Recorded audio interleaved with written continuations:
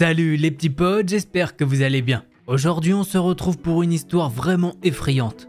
De 1, cette histoire elle fait vraiment bader. Mais de 2, en plus elle vient même pas des États-Unis. Quand ça vient des États-Unis, tu dis bro, ça m'étonne pas avec eux, tu sais maintenant. Bref, je vais pas vous en dire plus, on va pas tarder à commencer. Avant ça, si tu veux mettre un petit pouce bleu de soutien et t'abonner, ça me fera très plaisir. Tu peux aussi me rejoindre sur Instagram, c'est gratuit, t'inquiète pas. Allez, prends-toi un petit chocolat chaud et on est parti.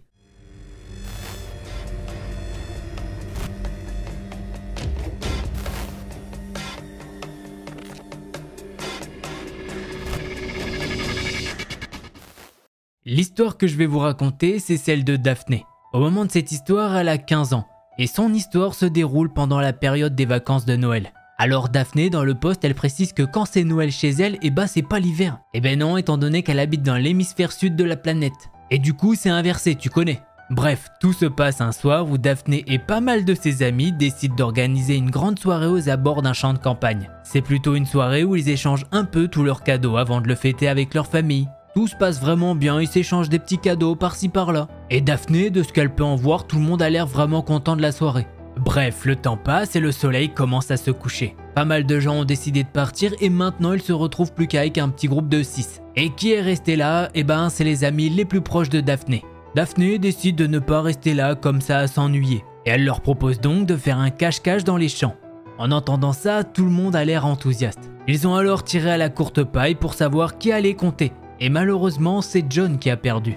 John leur laisse donc 1 minute pour aller se cacher. Donc forcément, tout le monde commence à se disperser dans les champs. Entre-temps, la nuit est vraiment tombée. Et ça, Daphné ne l'avait pas trop capté. Puisque maintenant, dans les champs qui sont super hauts, elle ne voit pas très bien. Elle s'enfonce alors tout doucement dans les profondeurs de ces champs. À un moment, elle peut entendre John crier au loin qu'il arrive. Bon, Daphné à ce moment-là, elle a une stratégie de fou. Elle se dit que comme elle est petite, elle va s'accroupir dans les champs. Il y a un feuillage assez dense et du coup elle se dit qu'on pourra même pas la trouver. Elle s'avance alors pour trouver une petite planque et elle peut entendre des bruits de pas qui s'avancent dans les champs. Daphné se dit que c'est sûrement un ou une de ses amies qui n'est pas loin d'elle. Elle essaye donc de faire un psst, c'est qui?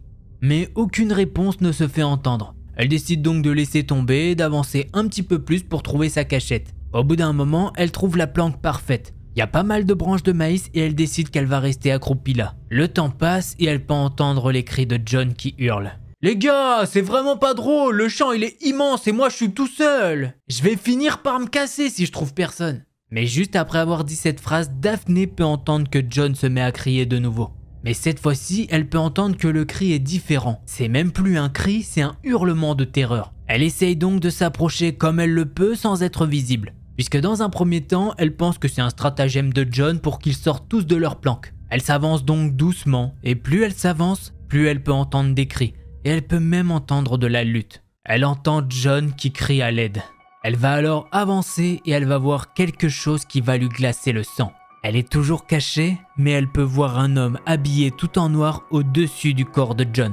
À un moment, cet homme va se relever et elle va remarquer qu'il est juste immense. Bon, ça c'est déjà quelque chose, mais le plus effrayant, c'est qu'il y a du sang qui coule de ses mains. En voyant ça, Daphné est tétanisée et sa gorge se noue. D'ailleurs, elle peut voir que l'homme regarde un petit peu partout. Et comme il regarde un petit peu partout, à un moment, elle a pu voir son visage qui était éclairé par la lune. Elle nous dit que ce gars a un regard de tueur, un regard qui en dit long. À ce moment-là, Daphné comprend quelque chose. C'est que toutes les personnes qui sont dans le champ actuellement sont en danger. Et il faut absolument les prévenir. Elle essaye donc de reculer doucement pour ne pas que cet homme la remarque. Elle s'éloigne vraiment petit à petit de ce gars. Puis à un moment, il y a un craquement sous ses pieds. Elle s'en veut terriblement et elle regarde en direction de cet homme. Cet homme essaye de regarder dans sa direction. À ce moment-là, Daphné elle espère une seule chose, c'est qu'à cette distance, ce gars ne peut pas la voir. Par contre, elle est sûre d'une chose, c'est qu'il va s'avancer pour vérifier. La seule solution qu'elle a donc trouvée, c'est de reculer tout doucement et de dévier vers une autre direction. Une fois qu'elle s'est éloignée de sa position initiale, elle regarde alors en arrière. Et elle peut le voir, il est là où elle était il y a 30 secondes. Il scanne les environs pendant un temps et il repart sûrement satisfait qu'il n'y ait personne. Daphné se retourne alors et elle essaye d'aller le plus vite possible à un endroit où elle aurait du réseau. Mais d'un coup, elle tombe par terre à cause de quelque chose. Elle regarde alors ce qui l'a fait trébucher et c'est son amie Elena qui est restée accroupie par terre. Elena, elle est juste en pleurs et Daphné lui demande ce qu'elle a. Elle lui demande si elle est blessée ou quelque chose du genre. Mais cette dernière lui répond que non. Elle a juste vu la lutte entre John et cet homme qu'elle a vu au sol. John était au sol. Daphné, elle essaye de la rassurer comme elle le peut. Mais en même temps, elle espère que cet homme n'est pas à leur trousse. Étant donné que Elena, elle pleure quand même assez fort. Elle lui demande alors d'arrêter ça car ce gars est sûrement dans les parages. Après ça, elle demande à Elena si elle a pu voir ses autres amis. Mais Elena lui fait simplement non de la tête. Les deux filles décident de continuer pour chercher les autres personnes ou bien même du réseau. Quand d'un coup, elles peuvent entendre 3 personnes qui hurlent dans les champs. Les deux filles avancent alors vers ces cris. Les filles arrivent en trompe devant les 3 amis et ces derniers ne comprennent pas pourquoi elles sont essoufflées comme ça. Daphné essaye de leur dire d'arrêter de crier, elle leur explique toute la situation. Mais ses amis ne la croient pas et ils se moquent même d'elle. Quand d'un coup, Daphné peut entendre des bruits de pas arriver.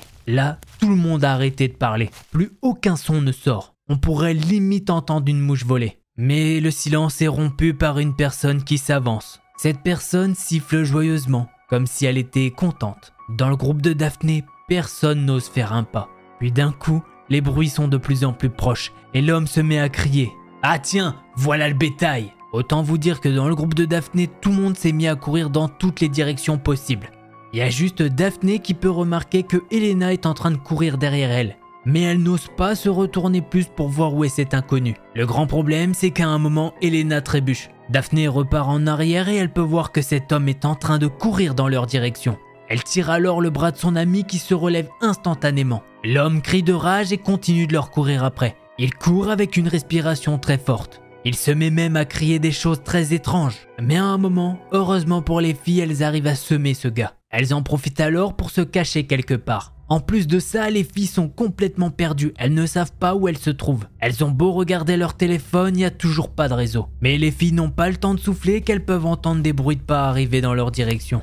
Elles décident donc d'arrêter de parler et même de respirer. L'homme est tout proche d'elles, elles peuvent le sentir. Il respire très fort et il a l'air d'être essoufflé. Daphné, elle a l'horrible impression qu'il tourne autour d'elle et pendant qu'il fait ceci, il se met à siffler. À ce moment-là, elle ne respire tellement plus qu'elle a l'impression qu'elle va s'évanouir. Elle a peur de faire le moindre bruit, car elle le sait très bien, si cette personne les trouve, elles sont mortes. L'homme commence alors à taper du pied sur le sol, et il marmonne un truc du style « C'est dommage, il n'y aura pas beaucoup de viande pour Noël ». En entendant ça, Daphné, elle se décompose littéralement, car maintenant, elle sait ce qu'il veut. Il veut littéralement les tuer et les manger ensuite. Le temps passe et elle a l'impression que ça fait des heures qu'elles sont accroupies là à attendre que cet homme se barre. Et à un moment donné, elle peut entendre des bruits qui viennent d'un petit peu plus loin. Daphné comprend très vite que c'est sûrement ses amis qui font du bruit là-bas. Et apparemment, malheureusement, c'est pas le seul à les avoir entendus, puisque cet homme se met aussi à courir dans cette direction.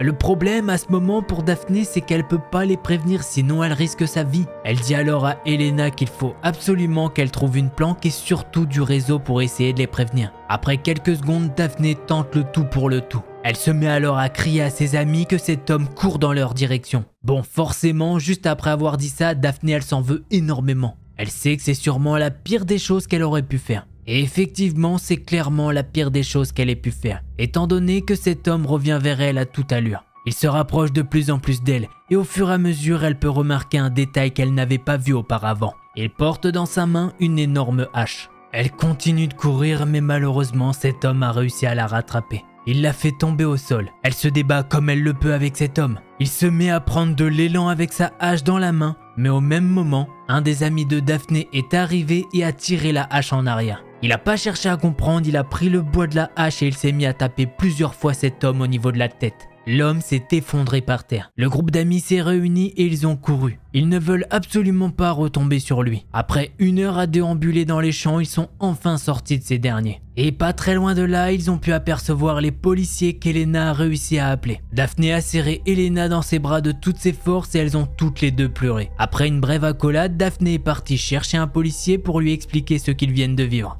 Et d'ailleurs, elle lui explique surtout qu'à la base ils étaient 6 et que l'ami John n'est pas là avec eux. Il est dans les champs, blessé, et dans les champs, il y a aussi cet homme qu'ils ont mis au sol. Malheureusement, les policiers leur ont dit qu'une recherche de nuit s'était totalement mort. Ils ont alors commencé leur recherche quand le soleil s'est levé. Ils ont beau avoir tout ratissé, ils n'ont rien retrouvé. Ils n'ont jamais retrouvé John, ni même ce gars. Tout ce qu'ils savent à l'heure actuelle, c'est que John est porté disparu. Et malheureusement, il y a de grandes chances pour qu'il lui soit arrivé quelque chose de terrible. J'ai vraiment pas envie de vous dire que oui, il lui est arrivé quelque chose. Mais au vu du récit de Daphné, j'ai quand même l'impression que c'est chaud. Bon, je vous avoue que dans la plupart des cas, les threads d'horreur, ça se finit bien. On va dire que c'est quand même mieux, mais oui, effectivement, parfois il se passe des horreurs comme ça. Bref, les petits potes, si vous avez aimé cette histoire, je vous invite à mettre un petit pouce bleu et un abonnement. Tu peux aussi venir sur Insta, ça fait pas de mal. Et si jamais tu veux plus de threads d'horreur, je t'invite à aller voir une de ces deux vidéos là. Allez, en attendant la prochaine vidéo, portez-vous bien, tchuss les petits potes.